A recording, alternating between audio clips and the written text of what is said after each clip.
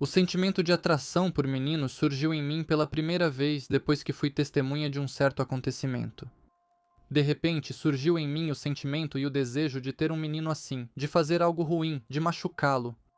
Esse sentimento me perseguia constantemente e fui obrigado a sair do Extremo Oriente, onde eu morava na época. Depois da mudança, esse desejo desapareceu. Mas depois de 56 meses, logo após 7 ejaculações durante a noite, esse desejo voltou a surgir e me perseguiu constantemente. À sua frente está uma citação do diário de um maníaco que alimentou seus desejos doentios por muito tempo, se preparou para eles com tanto cuidado, se disfarçou tão bem como uma pessoa decente e até respeitável, que os detetives só conseguiram descobrir sua verdadeira natureza mais de 20 anos depois. Na lista de seus experimentos, como ele mesmo os chamava, estava o uso de um laço temporário para que a vítima perdesse a consciência e não se lembrasse de nada.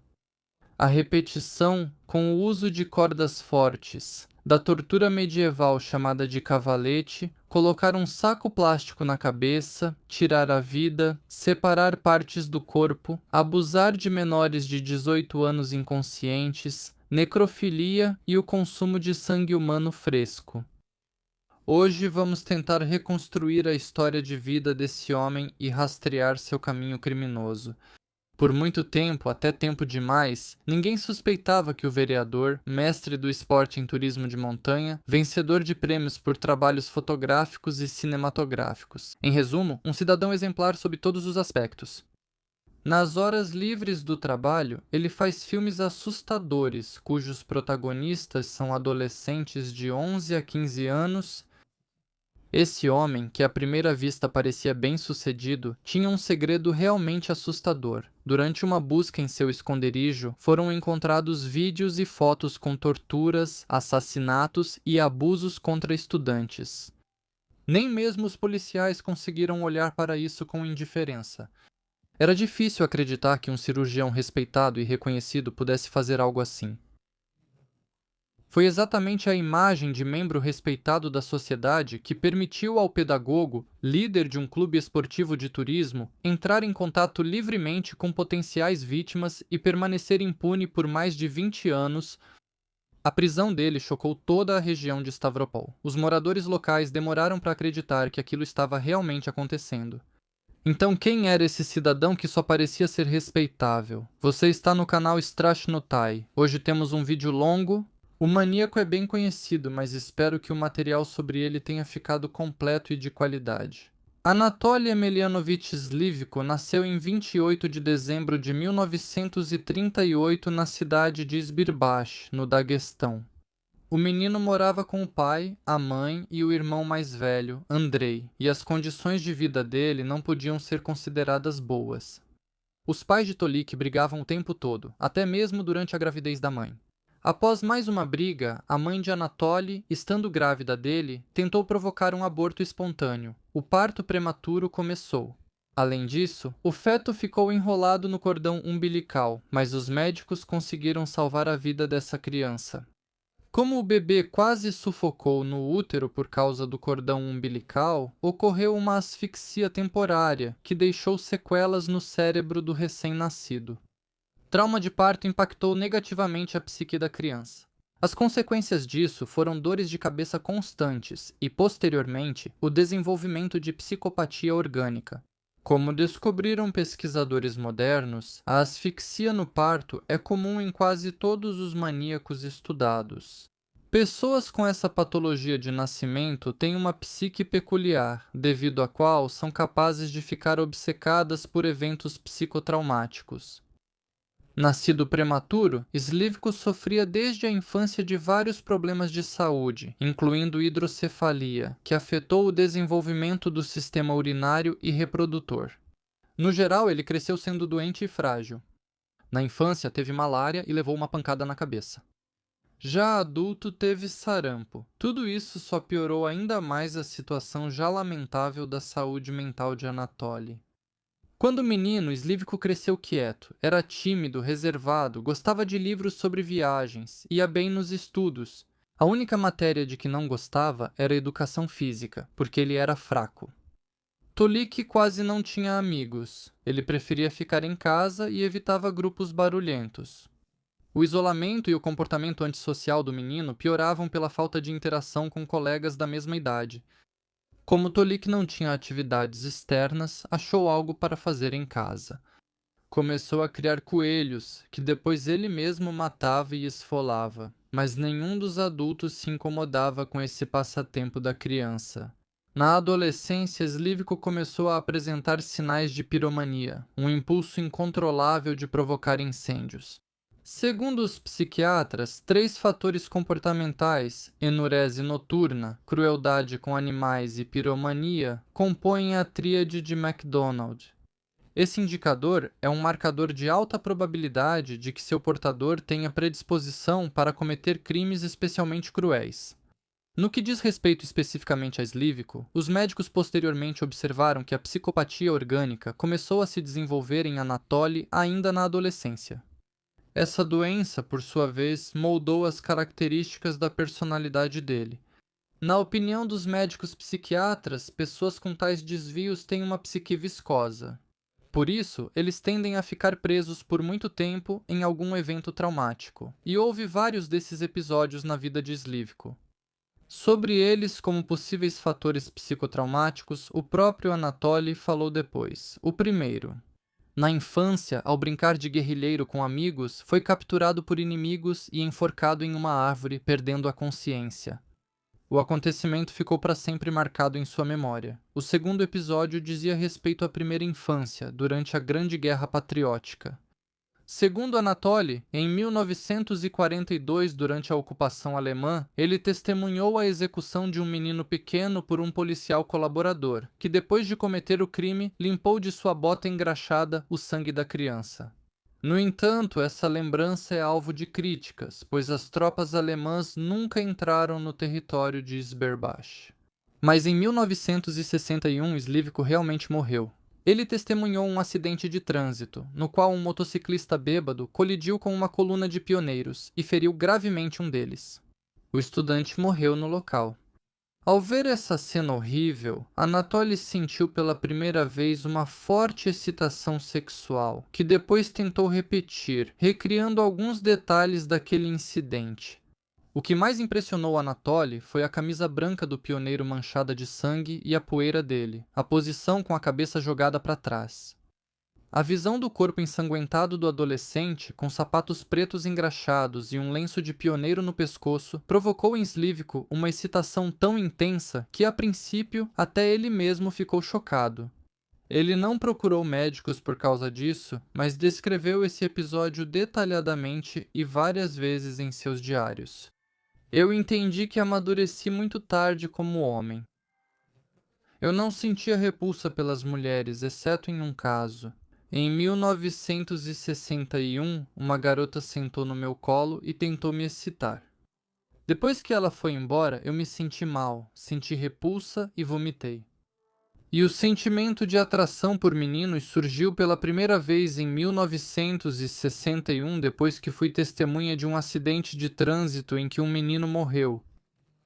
Ele estava de uniforme escolar com gravata, camisa branca e sapatos pretos novos. Havia muito sangue, e a gasolina se espalhava pelo asfalto.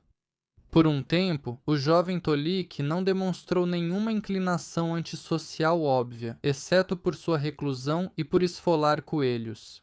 Pelo contrário, ele tentava não chamar atenção para si mesmo. A única coisa que talvez pudesse, ou talvez não pudesse ser considerada estranha, era que por muito tempo ele não teve namoradas. E o que vocês acham? Faz sentido considerar isso estranho? Escrevam nos comentários. Depois da escola, Anatoly, apesar de ser doente e não gostar de educação física, foi para o exército. Serviu no Extremo Oriente.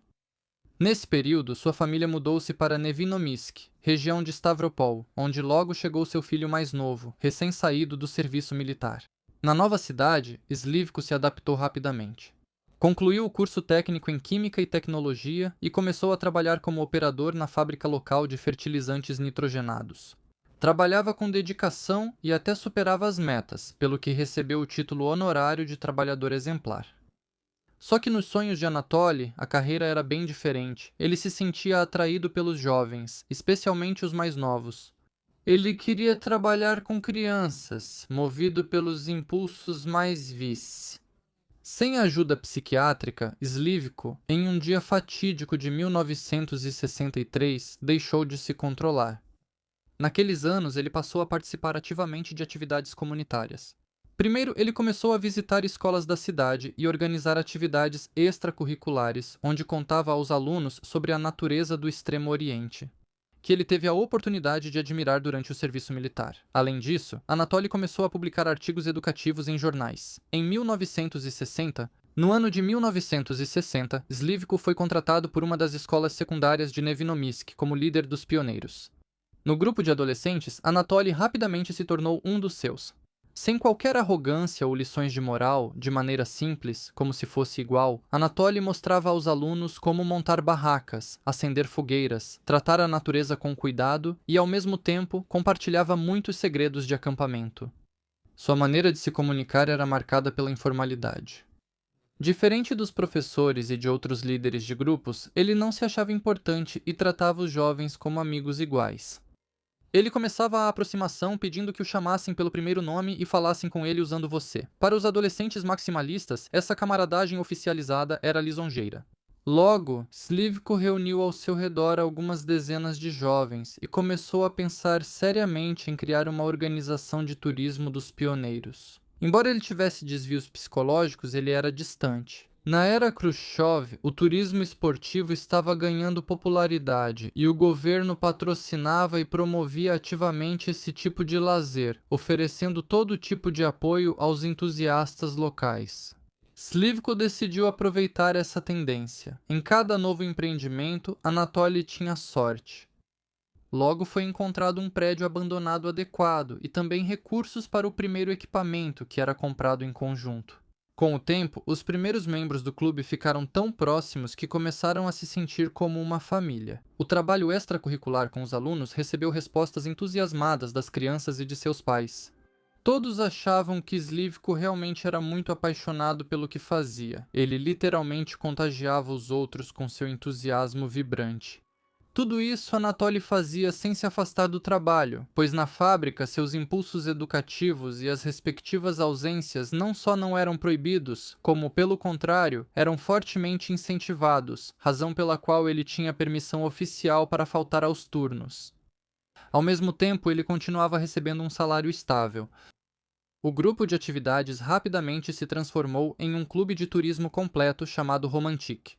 Em 1966, as autoridades locais até concederam a Slivko uma pequena sala para o seu clube de turismo. Uma construção de madeira bem no centro da cidade de Sakhtovo. Eles ficarão na cidade de Sakhtovo. Em 1936, Anatoly também teve seus primeiros pupilos adolescentes permanentes. Com eles, ele fazia excursões, ensinava a montar barracas, acender fogueiras e sobreviver. Até mesmo a música de segurança da vida da banda Petitsu veio à mente. Ao mesmo tempo, o jovem professor contava aos pioneiros sobre o meio ambiente e sobre a importância de preservar a natureza. A vida pessoal de Anatoly, por sua vez, era confusa e nebulosa. Slivko não tinha absolutamente nenhum interesse por mulheres e percebeu isso ainda no exército. Seus colegas de serviço frequentemente discutiam sobre mulheres, mas apenas Anatoly permanecia indiferente a esses assuntos acalorados. E só para não se destacar do grupo, ele começou a cortejar uma garota que morava perto da sua unidade militar. Mas isso só o deixou ainda mais decepcionado com as mulheres. A garota logo lhe contou sobre sua gravidez e começou a ameaçá-lo, dizendo que contaria sobre o relacionamento deles ao comando da unidade. Por causa disso, ela queria se casar imediatamente, mas Slivko não tinha nenhuma pressa em se casar. Esse tipo de chantagem não o assustou nem um pouco, então ele simplesmente parou de se comunicar com sua amante. Ao mesmo tempo, Anatoly trocava cartas com sua ex-colega de classe, com quem teve um breve relacionamento ainda na escola. Ela o esperou voltar do exército. Mas quase imediatamente após se encontrar com sua ex-namorada, Slivko também terminou esse relacionamento, supostamente porque ficou chocado ao saber que ela havia feito um aborto. Depois de tantas decepções, ou talvez por natureza, Anatoly começou a evitar as mulheres. Mas então, a mãe interveio na vida amorosa do filho, muito preocupada com o que ela considerava uma longa solidão do filho. Quando perguntavam para Slivko sobre mulheres, ele fazia piada dizendo que ainda não tinha encontrado o seu amor. Na verdade, para não deixar a mãe triste e evitar fofocas da sociedade, depois de alguns anos ele acabou decidindo se casar.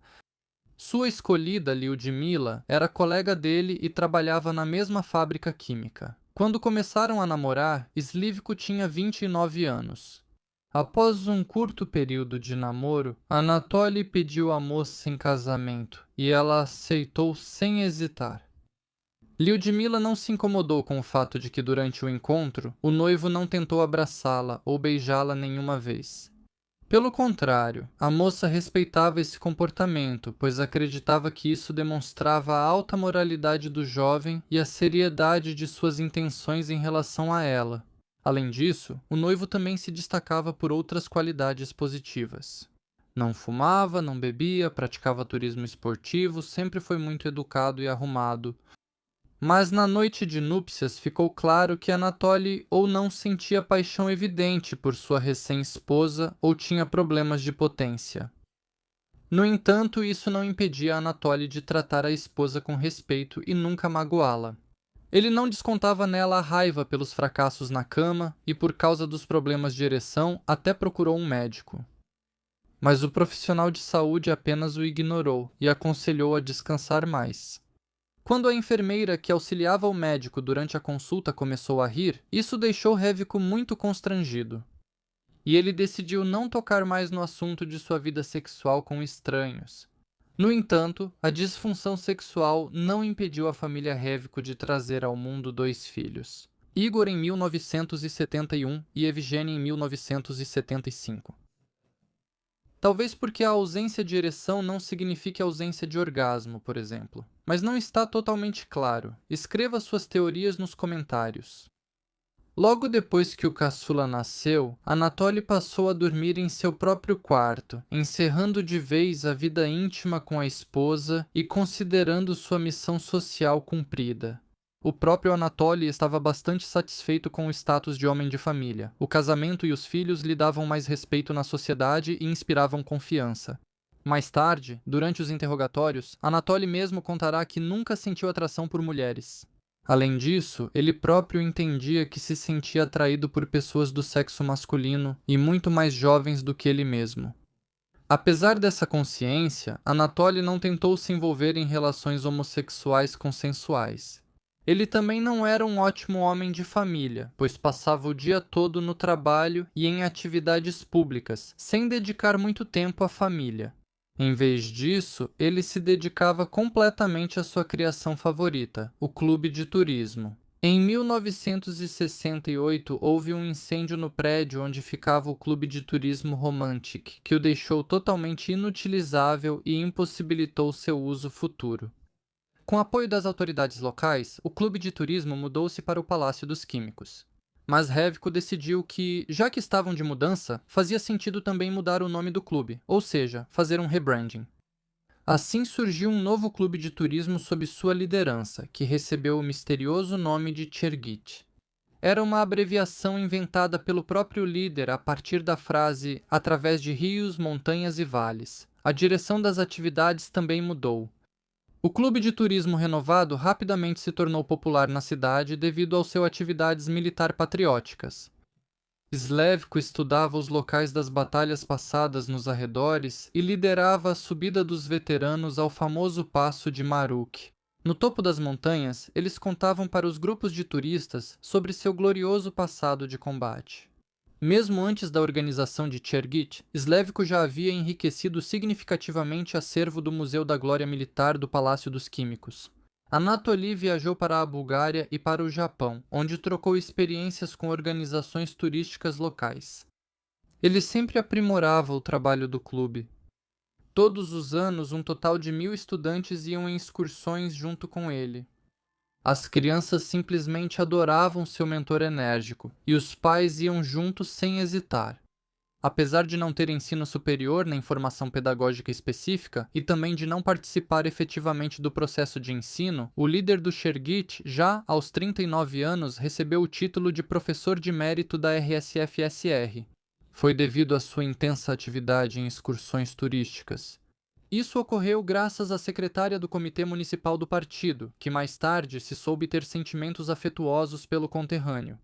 Na cidade, literalmente, não havia lugar onde não se falasse ou não se ouvisse sobre como esse homem maravilhoso, Anatoly Slivko, era incrível. Acreditava-se que o lazer ativo não servia apenas como passatempo, mas também fortalecia a saúde dos adolescentes, especialmente daqueles que apresentavam doenças cardiovasculares. Caminhadas longas eram obviamente benéficas. Pouco depois, Slivko também foi eleito deputado do Conselho Municipal local. Além disso, o guia passou a receber um bom financiamento em nível local. Logo, Anatoly implementou um sistema de fidelidade para os jovens membros do Shergit, cujo número já ultrapassava 200 pessoas naquela época. Além de receberem o distintivo de jovem turista por serem membros do clube, os participantes podiam ganhar pontos pessoais no sistema de recompensas pelo trabalho realizado durante as excursões. Por exemplo, isso podia incluir coletar gravetos, rachar lenha ou buscar água, acender rapidamente a fogueira, limpar os legumes, preparar a comida e outras tarefas do mesmo tipo. Mais tarde, os pontos passaram a ser convertidos em dinheiro, que o líder do clube entregava aos seus pupilos. Muitas vezes, Slivko também distribuía doces aos participantes das atividades. Tudo isso aumentava ainda mais sua autoridade aos olhos dos adolescentes. Na verdade, não havia nada de novo nesse sistema de recompensas, assim como na própria organização do clube para meninos. Anatoly provavelmente a copiou da organização dos escoteiros, comum no Reino Unido e nos Estados Unidos. Mas mesmo assim é criativo. Slivko poderia muito bem ter contribuído positivamente para o sistema educacional e para as atividades extracurriculares daquela época.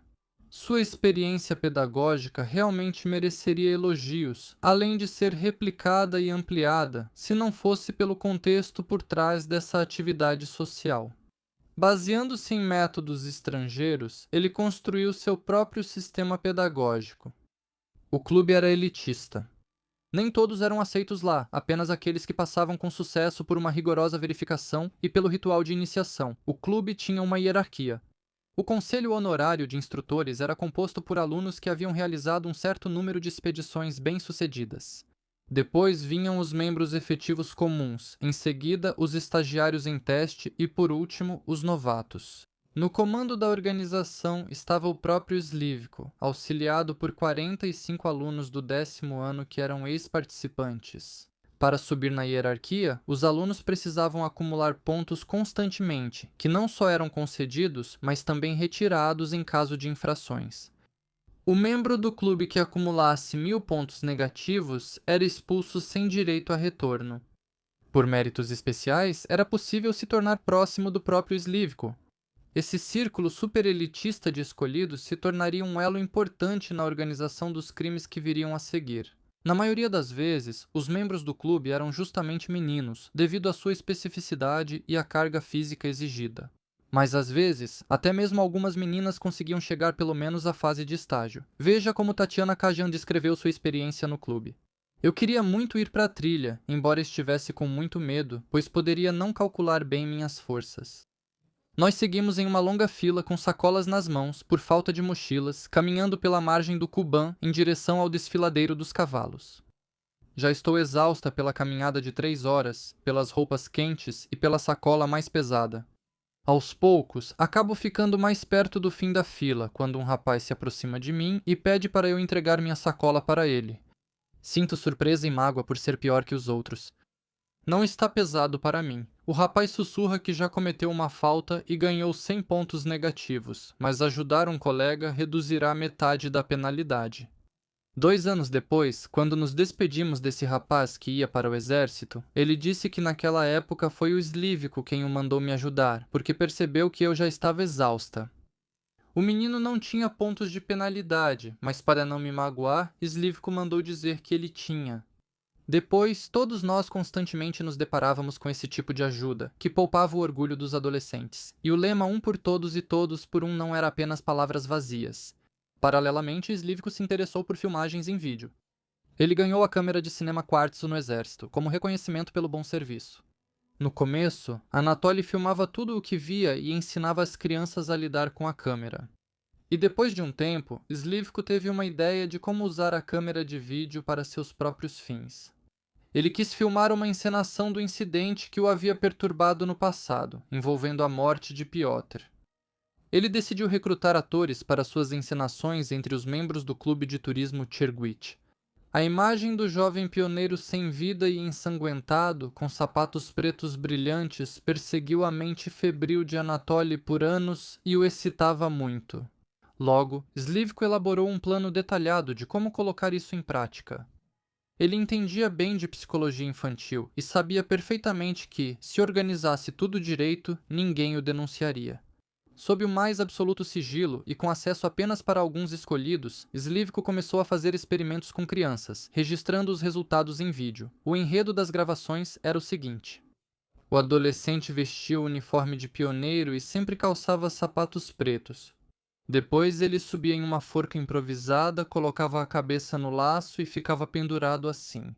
Outro cenário envolvia o estudante colocar um saco plástico ou uma máscara de gás com éter na cabeça. Depois disso, ele ficava inconsciente por alguns minutos. Infelizmente, por causa da censura do YouTube, não posso mostrar alguns materiais documentais, e por isso vou deixá-los no canal do Telegram Strashnotai. Acesse, inscreva-se e assista. O link está abaixo do vídeo. Durante os interrogatórios, Slivko encontrou uma explicação para esse desejo. Ele lembrou que, na infância, amigos o penduraram desajeitadamente numa árvore numa brincadeira de guerrilheiros. Sobreviveu por milagre e já até havia esquecido disso. Mas durante a investigação, ele começou a afirmar que esse episódio acabou ficando registrado em seu subconsciente. Se isso realmente aconteceu, ninguém, é claro, verificou, nem poderia. Vale ressaltar que, a princípio, Slivko não planejava tirar vidas. É por isso que ele estudou por muito tempo em manuais médicos, procedimentos de reanimação e primeiros socorros em casos de asfixia. Para enganar a vigilância dos garotos, o criminoso sempre criava uma história convincente. Por exemplo, ele podia dizer que estavam realizando esses experimentos para encontrar os procedimentos de reanimação mais eficazes. E se algum dia precisarem prestar primeiros socorros aos colegas? Aos que concordavam voluntariamente em colocar a corda no pescoço, Slivko também convencia que o experimento lhes daria uma experiência valiosa e insubstituível em salvar vidas, que depois poderiam aplicar na prática. Inclusive em relação aos seus próprios familiares e conhecidos. A maioria dos meninos cedia a esse tipo de manipulação psicológica, e poucos recusavam. Slivko reagia à recusa com a máxima calma e não demonstrava de forma alguma seu descontentamento, aparentemente para não assustar as crianças e não provocar questionamentos desnecessários. Os alunos que concordavam com o experimento escreviam uma declaração de que a participação na encenação era voluntária. Além disso, eles se comprometiam a não contar a ninguém sobre sua participação nesse tipo de atividade. Os meninos escreviam, sob ditado do orientador, uma nota com o seguinte conteúdo: estando em sã consciência e sem qualquer coerção, concordei em participar de um experimento médico que envolve a indução da perda de consciência. Juro manter em total segredo o fato de participar do experimento, bem como seus resultados, e nunca contar a ninguém sob nenhuma circunstância. Na maioria dos voluntários, Slivko observou amnésia temporária durante os experimentos devido à asfixia, assim como aconteceu com ele mesmo na infância. Para garantir que os meninos não contassem nada, ele não só fazia com que assinassem um termo, mas também pagava generosamente pela participação nos experimentos, dando às crianças de 25 a 30 rublos. Pelos padrões da época, esse valor correspondia ao salário mensal de um especialista comum. Além disso, o maníaco convencia as vítimas de que a participação delas nesses experimentos terríveis era um verdadeiro ato de heroísmo. Ao colocar um saco plástico na cabeça de mais um menino, Slivko dava uma explicação diferente para cada um, levando em conta as características psicológicas de cada criança. Para um, ele dizia que queria se certificar de que o adolescente conseguiria sobreviver à falta de oxigênio em caso de avalanche nas montanhas. Para outro, dizia que graças ao experimento de suspensão, suas vértebras se esticariam e ele cresceria mais rápido. Ao terceiro, disse que escrevia um livro sobre a Grande Guerra Patriótica e precisava de uma foto real de uma criança pioneira enforcada pelos fascistas por ajudar os partisãs. Para o quarto, dizia que Anatoly estava fazendo um filme com um enredo semelhante ao mencionado acima. A última versão fazia especial sucesso. Os ingênuos estudantes começavam a sonhar em se tornar estrelas de cinema. Pela fama de estrela, eles estavam prontos. A constante manipulação psicológica não permitia que as crianças analisassem criticamente o que estava acontecendo. E o que acontecia era tudo, menos bonito. Durante a asfixia de seus pupilos, Anatoly, olhando com desejo para os meninos inconscientes, se masturbava, sentindo uma excitação extraordinária. Ao recobrarem a consciência, a maioria dos adolescentes não se lembrava de nada. Pelo menos todos permaneciam em silêncio. Os pais dos membros do círculo não suspeitavam de nada, pelo contrário. Incentivavam o interesse dos adolescentes pelo turismo de todas as formas. Naquela época, em Nevinomisk, não havia muita variedade de clubes. Por isso, o círculo era considerado uma organização de prestígio. As crianças sonhavam com essa vida de aventura. Longas caminhadas com pernoites em barracas, montanhas, travessias de rios, conversas sinceras ao redor da fogueira com o tradicional petisco. Leite condensado escasso naquela época. E foi assim que o próprio maníaco descreveu as filmagens. Nós brincamos de escoteiros por muito tempo. Depois, eu preparei uma armadilha para ele, e ele me ajudou. Não gostei porque a jaqueta não correspondia à imagem do pioneiro do acidente de 61 que eu sempre tentei recriar. Provavelmente eu sou algum tipo de monstro que só consegue sentir prazer vendo o sofrimento das crianças. Mais uma vez, pensei em me suicidar. Sem forças, não consigo escrever. Choro tanto que fico sufocado. Como viver? Voltava no escuro porque parecia que minha vergonha estava escrita na minha testa com letras grandes e as pessoas na rua iam apontar para mim. Nos diários, Solívko constantemente fala sobre como sofreu. Esses sofrimentos que ele menciona o tempo todo eram reais? Quem é que sabe? Os psiquiatras acham que a grande maioria das pessoas enfrenta problemas semelhantes, mas Anatoly nunca teve problemas para encontrar vítimas em potencial. Os pais inscreviam ativamente seus filhos no clube Chergit, salvando-os da influência prejudicial das ruas. Os pais queriam colocar seus filhos nesse clube por outro motivo. O círculo era liderado por quase um herói popular, que gozava de respeito absoluto. Muitos adolescentes locais sonhavam em ir acampar com ele. A confiança dos adultos crescia pela educação e pelos comentários animados dos adolescentes, que eram apaixonados pelo acampamento e por seu mentor. O experiente excursionista Tolik, era assim que ele pedia para seus pupilos o chamarem, sabia contar muitas coisas interessantes. Os meninos prestavam atenção em cada palavra dele e estavam prontos para segui-lo onde fosse. Mas um dia, apenas os experimentos com a perda temporária de consciência não foram mais suficientes para Solívko. E ele finalmente ultrapassou aquela linha tênue, começando a tirar a vida de seus pupilos, um por um. Em 1964, em Nevinomisk, o garoto Kolya Dobrychev, de 15 anos, desapareceu repentinamente sem deixar rastros. Naquela época, Anatoly ainda não tinha um clube de turismo, e ele simplesmente visitava as escolas com suas palestras sobre o meio ambiente. Foi lá que Slivko notou Nikolai. Ele convidou Dobrychev para participar do seu primeiro experimento, que terminou em morte.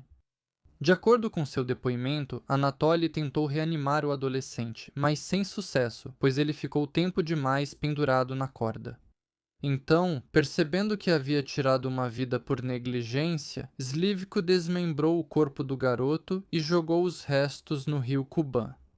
Essa foi a primeira experiência do maníaco, depois da qual ele ficou escondido por muito tempo, mas acabou voltando ao seu sonho, criando para isso uma organização social inteira. O falecido Kolya cresceu em uma família desestruturada. A mãe dele nem percebeu de imediato que o filho havia desaparecido. A busca subsequente pela criança não levou a nada, e Slivko conseguiu se controlar depois desse caso por quase 10 anos. Ele continuou secretamente a experimentar com suas vítimas e a reanimá-las, mas sem quaisquer consequências graves. Isso continuou até que, em 1973, um menino de 15 anos desapareceu novamente em Nevinomisk. Desta vez, quem desapareceu foi Sasha Nesmeyanov, um integrante do Chergid. Mais tarde, descobriram que ele morreu nas mãos de Slivko.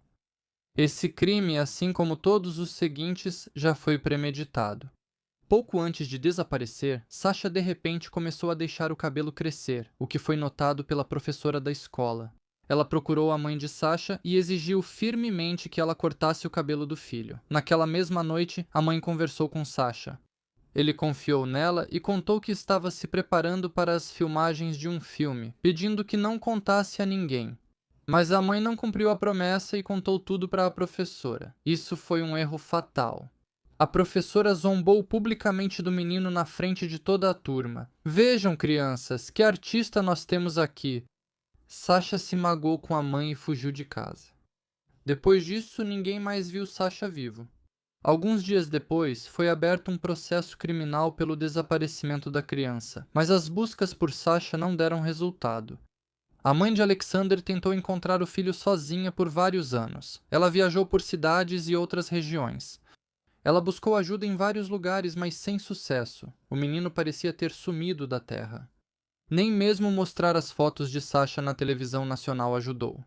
Depois de algum tempo, um dos presos por outros crimes de repente confessou ter tirado a vida de Sasha Nesmeyanov e até indicou o local onde ele estava enterrado. Uma das ilhas no rio Kuban. Durante a investigação, descobriu-se que o condenado mentiu para se divertir e viajar à reconstituição dos fatos em Nevinomysk. Curiosamente, a foto do desaparecido Nesmeyanov foi entregue ao investigador pelo próprio Slivko, que tentava demonstrar preocupação e fingir interesse pelo destino do pupilo do Chergid. Quando a mãe de Sasha procurou Anatoly em busca de informações sobre o filho, Anatoly a convenceu de que não fazia ideia de onde o filho dela poderia estar. Slivko contou que ficou bastante surpreso porque os policiais não vieram procurá-lo imediatamente. Sobre o fato de ter sido ele quem tirou a vida de Nesmeyanov e depois, friamente, esquartejou o corpo, Slivko preferiu omitir. Depois da confusão envolvendo Nesmeyanov, Slivko ficou quieto por um tempo. O próximo menino, Andrei Pogassian, de 11 anos, desapareceu em Nevinomysk apenas 2 anos depois, em 1975.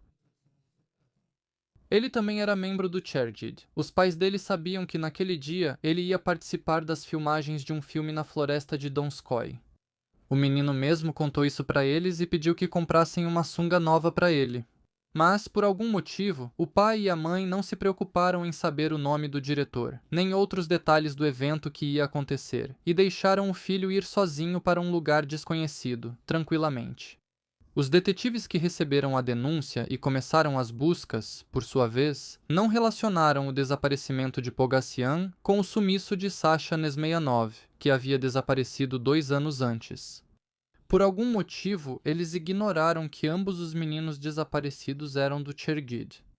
No dia seguinte, na orla da cidade, foram encontrados a pasta e os pertences pessoais de Andrei Pogassian. Foi Slivko quem deixou esses objetos lá, esperando que o desaparecimento da criança fosse considerado um acidente. O plano quase deu certo. Mergulhadores examinaram o fundo do rio Kuban, mas o corpo do desaparecido não foi encontrado. Como resultado, o caso criminal foi encerrado e uma calmaria de 5 anos se instalou em Nevinomysk. Sua próxima vítima do Chergid, o garoto de 13 anos Sergei Fatnev, Slivko tirou a vida apenas em 1980. Desta vez, para afastar suspeitas, Anatoly participou pessoalmente e ativamente das buscas pelo desaparecido. Ele visitou os arredores, entrevistou moradores e até conversou com os pais de Fatnev. Eles procuraram Anatoly imediatamente após o desaparecimento do filho. Anatoly respondeu de forma hipócrita ao pai e à mãe do menino que perdeu a vida, dizendo que não sabia para onde o Serioja tinha ido.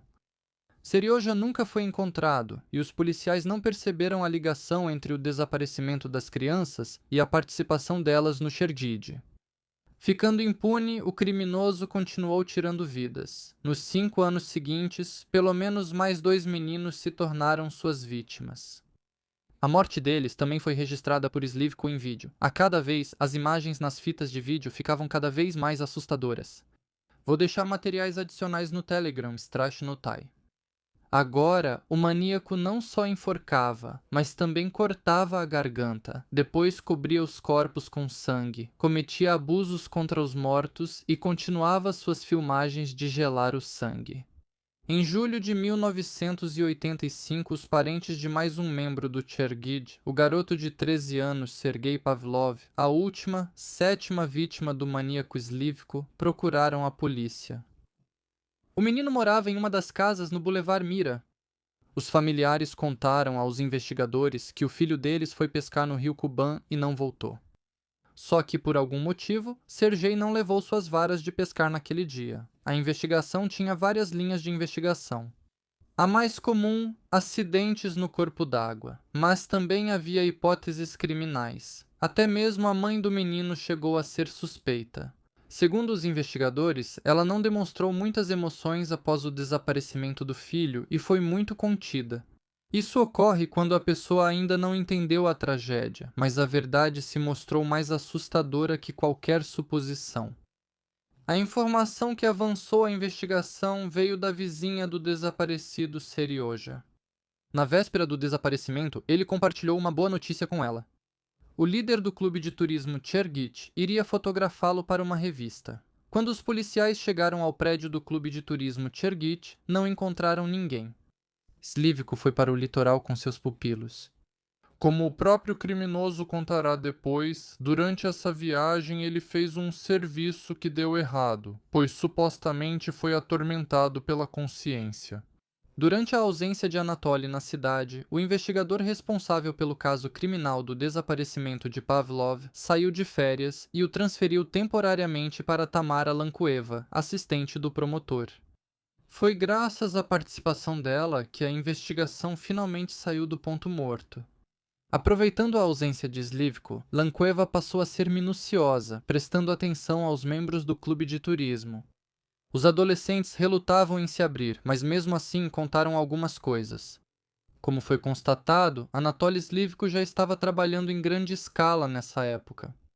No repertório dele havia contos sobre a Baba Yaga, histórias sobre fascistas e até índios. O ponto-chave de todos os roteiros era um só: os personagens principais acabavam de uma forma ou de outra na forca.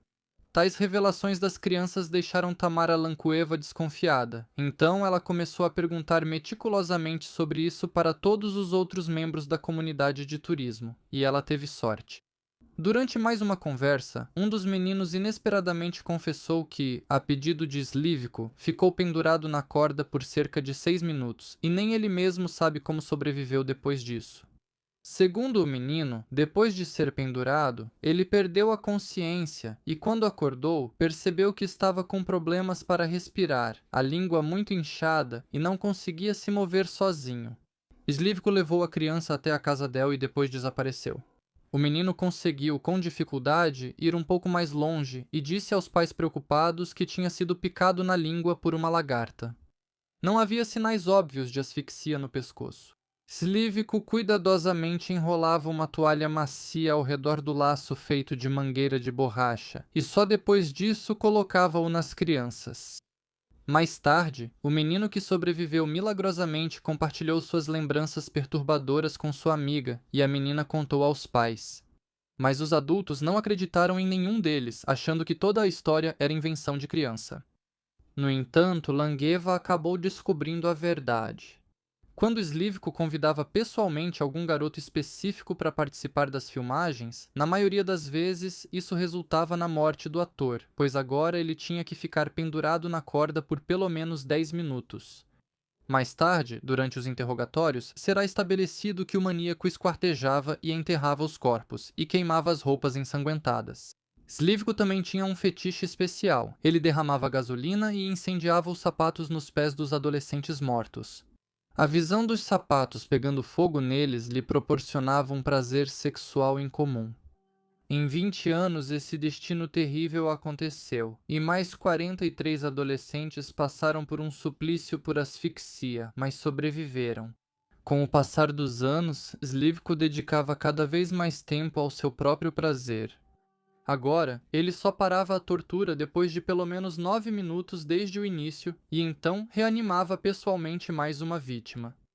O maníaco foi preso em 28 de dezembro de 1985, bem no seu clube de turismo favorito, que naquela época já estava instalado em um novo prédio na rua Severnaia. Por uma estranha coincidência, a prisão aconteceu no dia do aniversário de Slivko, que naquele dia completava 47 anos. Quando os policiais colocaram as algemas nele, ele ficou muito indignado e lembrou que era deputado do Conselho Municipal, trabalhador exemplar e mestre do esporte em turismo de montanha. Ele ameaçou os investigadores com seus contatos no comitê municipal e prometeu: "Vocês vão se arrepender disso." Mas durante a busca, o recentemente arrogante Slivko rapidamente ficou abatido ao ver um policial se dirigir para o cômodo com a placa "Sala de Painéis." Anatoly imediatamente declarou: "É perigoso entrar lá, e eu nem tenho as chaves do depósito." Esse é o cômodo do eletricista. Na porta havia um aviso: "Não entre, perigo de morte", mas isso não impediu os investigadores. Após arrombarem a fechadura, uma cena estranha apareceu diante dos olhos do policial. No chão estavam espalhados de forma caótica capacetes de soldados alemães e soviéticos, armas, granadas, além de lenços de pioneiro, uniformes e distintivos. As evidências só couberam em um caminhão de tanta coisa que havia. Entre os objetos também foram encontrados os sapatos de algumas das vítimas. Por algum motivo desconhecido, Slivko cerrava a ponta dos sapatos, inclusive diretamente nos pés dos falecidos, e depois guardava ambas as partes desse fetiche. Também havia na sala de distribuição alguns tocos ensanguentados, nos quais o maníaco no bosque esquartejava os estudantes, inclusive alguns ainda vivos. Todos esses objetos traziam a Slivko lembranças agradáveis dos assassinatos que cometeu. Nos intervalos forçados entre as execuções, ele sentia prazer olhando para seus troféus. Claro, o maior choque que os policiais sentiram foi ao examinar as fotos e vídeos produzidos pelo maníaco ao longo de muitos anos. Havia centenas de metros de filme gravado. Toda essa riqueza Slivko guardava cuidadosamente na sala de controle. Em muitos dos quadros, ele registrou meninos em uniforme de pioneiro com uma corda no pescoço. No assustador depósito também foi encontrado o diário do maníaco, onde ele registrava seus atos e confissões. Inclusive que às vezes tentava lutar contra seu desejo de tirar vidas e queria usar bonecas em vez de crianças vivas. Mas a sede era mais forte. Anatoly tinha o hábito da reflexão. Por isso ele registrava todas as suas conclusões em um diário, onde também refletia sobre seu problema. O sentimento de atração por meninos surgiu em mim pela primeira vez em 1961, depois que testemunhei um acidente de trânsito, no qual um menino de 13 ou 14 anos morreu. Ele estava de uniforme escolar, com gravata, camisa branca e sapatos pretos novos. Havia muito sangue, e a gasolina se espalhava pelo asfalto. De repente senti um desejo, uma vontade de machucá-lo, de causar-lhe dor. Esse sentimento me perseguia o tempo todo, e fui obrigado a sair do Extremo Oriente, onde eu morava na época. Depois da mudança, esse desejo desapareceu, mas após 5 ou 6 meses, essa atração voltou e me perseguiu constantemente. No início, os moradores de Nevinomisk não entendiam por que alguém tão respeitado foi preso. O pai de Anatoly, que costumava sair de manhã para comprar leite, de repente se trancou em casa e não saía mais. Os pais de Slivko permaneceram na cidade, mas não visitaram o filho no centro de detenção provisória nem foram ao julgamento. O pai o rejeitou imediatamente, assim que soube do que ele estava sendo acusado. Mais tarde, Slivko Sênior, já sendo um homem idoso, enquanto ficava na fila para comprar mantimentos durante muitos anos, não conversava com ninguém, nem mesmo com os vizinhos mais próximos. Das memórias de Tatiana Kojan, ex-membro do clube Sherjit. Naquela manhã, uma colega do departamento ao lado quase correu até mim. Vamos à delegacia juntos. Meu filho frequentou o grupo do Slivko por 2 anos, e você o conhecia desde pequeno. Alguém assim não pode ser culpado de nada. Eu, por outro lado, duvidei que uma pessoa assim pudesse ser presa sem um motivo sério. Por isso, recusei. A colega ficou ofendida, me acusou de covardia e foi procurar outros salvadores. As garotas do nosso departamento pediram para eu contar sobre Anatoly e tentaram adivinhar do que ele poderia ser culpado. Talvez tenha roubado alguma coisa? Balancei a cabeça. Duvido. Ele era muito honesto na época em que eu o conhecia. Após o primeiro interrogatório de Slivko, a esposa de Anatoly deixou a cidade imediatamente. Os policiais, temendo represálias dos moradores locais, colocaram essa mulher e seus filhos em um trem no meio da noite. Por que a mulher não se divorciou dele antes da prisão ainda é desconhecido. Segundo as próprias declarações de Slivko, ele não dava atenção nem à esposa nem aos filhos. Passava os dias inteiros no clube ou em excursões que duravam vários dias. Em 20 anos de casamento, ele só tentou algumas vezes ter relações íntimas com ela, e mesmo assim, na maioria das vezes sem sucesso. Do centro de detenção provisória, o maníaco escreveu uma carta de despedida para a esposa, onde, além de pedir desculpas, afirmava que sua patologia mental era congênita, listava seus sintomas e pedia que ela observasse atentamente os filhos à medida que crescessem. Enquanto estava preso, Slivko tentou sem sucesso se suicidar 2 vezes. Já o secretário do comitê municipal, sob cuja proteção o maníaco Получил звание заслуженного учителя. não conseguiu suportar a terrível notícia sobre seu protegido e tirou a própria vida. Nos primeiros interrogatórios, Slivko ficou principalmente em silêncio, mas aos poucos começou a falar, indicando como sua primeira vítima Alexander Nesmeyanov e, assim, ocultando informações sobre o assassinato de Nikolai Dobryschev. Mais tarde, ao responder à pergunta de Tamara Langueva sobre o número total de vítimas, confessou de repente: "Sim, eu tenho muitas." Posteriormente, Slivko contou em detalhes o que exatamente fazia durante seus experimentos. Após o enforcamento, ele filmava as convulsões das crianças, e quando elas paravam de se debater e perdiam a consciência, ele as tirava do laço, satisfazia seu desejo sexual e só depois começava a reanimação, respiração artificial e massagem cardíaca indireta. Mais tarde, quando começou a tirar a vida delas, ele serrava os corpos com uma serra, eviscerava os cadáveres, queimava e cortava os sapatos ainda nos pés. E tudo isso, é claro, ele gravava em fita de vídeo. Com vários pretextos, ele levava a vítima à floresta. Жертвами всегда были мальчики. Colocava um laço especialmente feito e cronometrava o tempo. A câmera montada no tripé filmava enquanto a vítima se debatia em convulsões. Como a gravação não era interrompida, foram justamente os momentos em que o próprio Anatoly aparecia nas imagens que impediram o criminoso de negar seu envolvimento nos crimes. E claro, ele filmava tudo isso para depois, trancado na sala de controle, sentir prazer assistindo às gravações. Slivko não sentia nenhuma gota de remorso. Além disso, no tribunal ele ainda se gabou de que, graças aos seus longos experimentos, conseguiu prolongar o tempo em que as vítimas permaneciam em estado de morte clínica reversível para até 9 minutos, e se por algum motivo não conseguia trazer o menino de volta à vida, então precisava se livrar do corpo. Curiosamente, entre os pais que inicialmente defenderam Slivko, estavam aqueles cujos filhos, como se descobriu mais tarde, também participaram dos terríveis experimentos, mas por sorte conseguiram sobreviver. Ao saber disso, as pessoas desmaiavam e precisavam de ajuda médica, mas a prova mais difícil para todos foi a exibição de fotos e vídeos. Foi o próprio réu que solicitou exibir o vídeo no tribunal. Eu disse à investigação que queria que o círculo de pessoas fosse o mais restrito possível. O que será apresentado agora envergonha até mesmo a raça humana. Eu vi isso uma vez, e não tem como apagar ou esquecer. Só vai embora com a morte. Me assusta saber que as pessoas vão assistir a isso.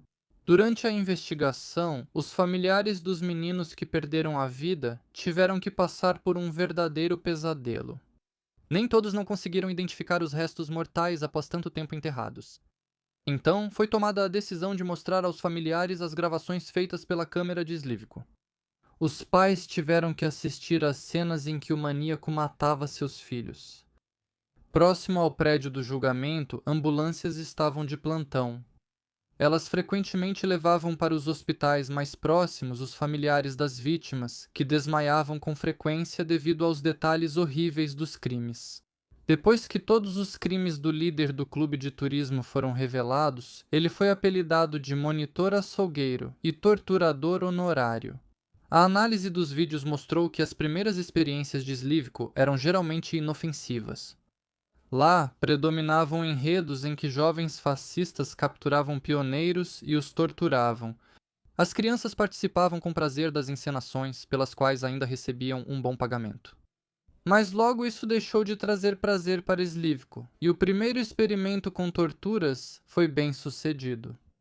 As convulsões foram gravadas em fita e o adolescente sobreviveu. Além disso, não se lembrou de nada, então não contou nada a ninguém. Assim, o maníaco se certificou de que a asfixia realmente leva à amnésia temporária, e foi além. Slivko passou a usar sacos plásticos, inclusive com éter dentro.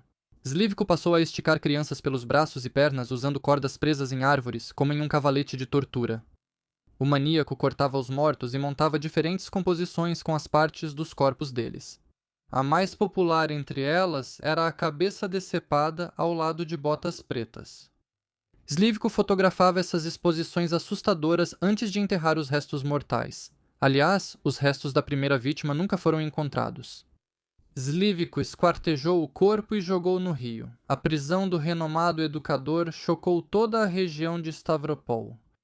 Depois disso, vários funcionários regionais pediram demissão ou foram demitidos. Foi decidido que o processo criminal seria julgado em outra cidade e a portas fechadas. Os detalhes do caso eram chocantes demais para serem tornados públicos. Em junho de 1986, quando o julgamento começou, Anatoly Slivko já pouco se assemelhava ao confiante ativista social que era quase idolatrado tanto por adultos quanto por crianças. Magro, abatido e visivelmente envelhecido, com um tremor evidente nas mãos e na cabeça, ele ouvia em silêncio os argumentos da acusação, plenamente ciente de qual seria a sentença. A perícia psiquiátrica forense considerou Slivko imputável, apesar das inúmeras anomalias identificadas. Após a leitura da sentença, o condenado viveu por mais 3 anos. Durante todo esse tempo, ele permaneceu no centro de detenção provisória, pois inicialmente seu defensor solicitou a revisão do caso, e mais tarde, a psicologia de Anatoly chamou a atenção de criminólogos que desejavam estudar melhor a mente dos maníacos, já que, por mais que as autoridades tentassem esconder, havia muitos maníacos na URSS. Durante os 3 anos seguintes, para criar um retrato psicológico preciso de um psicopata com tendências maníacas, médicos, psiquiatras e outros especialistas trabalharam com Anatoly. Slivko, até mesmo literalmente antes da execução, chegou a aconselhar o investigador no caso de um maníaco que atuava paralelamente a ele e que, como seria estabelecido mais tarde, era Chikatilo. Mas apesar de algumas características e tendências psicológicas em comum, Slivko não conseguiu prever corretamente nenhum passo do maníaco mais famoso da URSS. Slivko foi fuzilado em 16 de setembro de 1989 na prisão de Novocherkassk, na mesma onde, alguns anos depois, também seria fuzilado Chikatilo, a quem Slivko tentou, sem sucesso, ajudar a capturar. Após a prisão do maníaco, o clube de turismo Shirgit deixou de existir. Mais tarde, no local onde antes funcionava o Shirgit, foi instalado o Centro de Turismo e Excursões Infanto-Juvenil. E é isso, assista a outros vídeos no canal, agora mesmo nas sugestões, e vou deixar materiais adicionais no Telegram do Strashnot.